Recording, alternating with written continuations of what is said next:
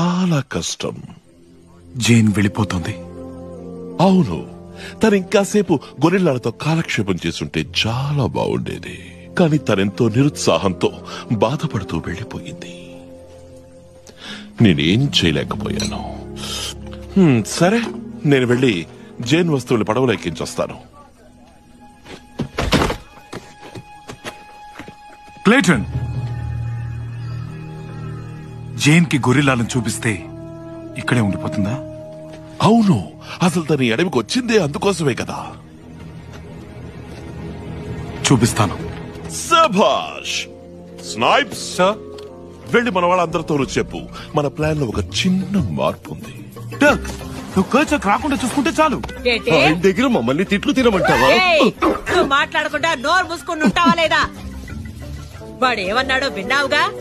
ఏదో 3 పూట్ల కడుపు నిండా తింటున్నా హాయిగా